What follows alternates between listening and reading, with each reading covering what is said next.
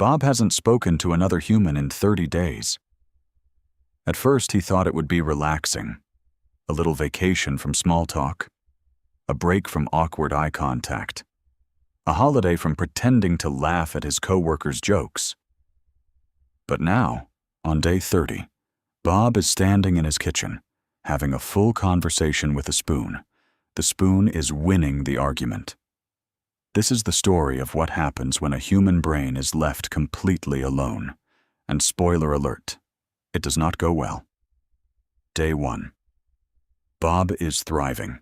He walks around his apartment with the confidence of a man who just canceled all his responsibilities. He eats cereal at midnight. He sings loudly in the shower. He tells himself he is finally living. His brain is calm. His stress hormone, cortisol, drops. His dopamine spikes because freedom feels amazing. Bob believes he has discovered the ultimate life hack. Bob is very, very wrong. Day 3.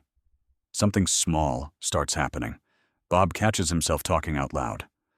Just a little comment here. A tiny observation there. He tells his plant good morning. He compliments his fridge. He thanks the door for opening. He tells himself this is completely normal behavior. It is not. Day 5. Bob answers himself, out loud, in a slightly different voice. He pretends this didn't happen and goes to make toast. Day 7. Time starts melting. Bob checks the clock and it says 2 in the afternoon. He checks again 10 minutes later, and somehow it's already evening. His brain, without other humans around to anchor it, has lost its schedule. This isn't a mistake. This is his internal clock unraveling. Human brains actually use other people as time references. Conversations, meetings, shared meals. Without them, time turns into soup. Day 10. Bob's emotions start behaving strangely. He cries during a commercial for tires. He laughs uncontrollably at the ceiling fan. He gets furious at a sock. His brain is losing its emotional regulation because a chemical called oxytocin, the bonding chemical humans release when they connect with other humans, has almost completely disappeared from his system. His nervous system is starting to panic. It thinks something is very wrong. Because something is very wrong. Day 14. Bob's brain is officially desperate. Humans are one of the most social species on Earth.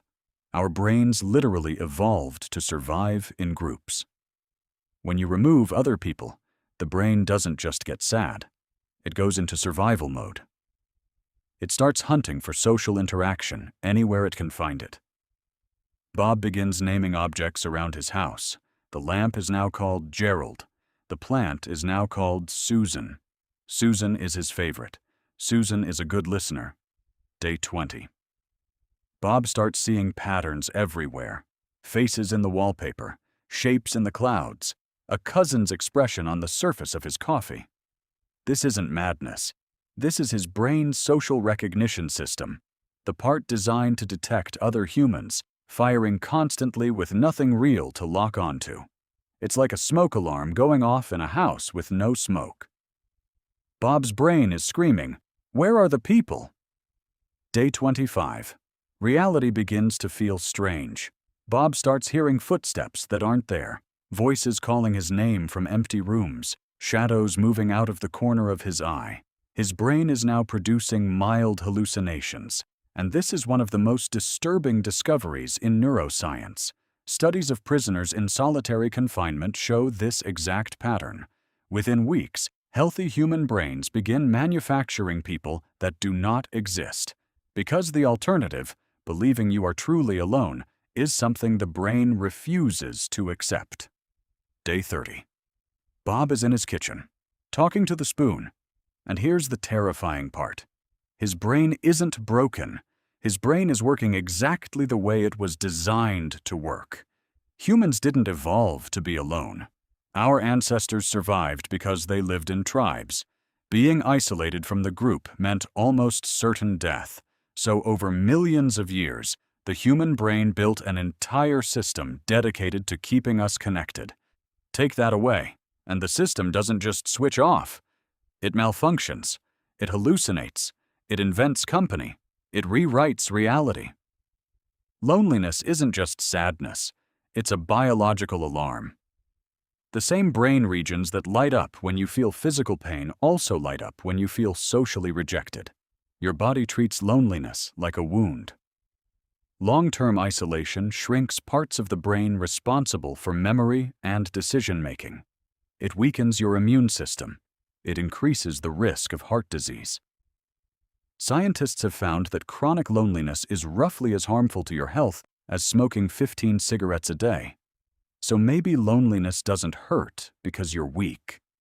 Maybe it hurts because your brain was never designed to survive alone.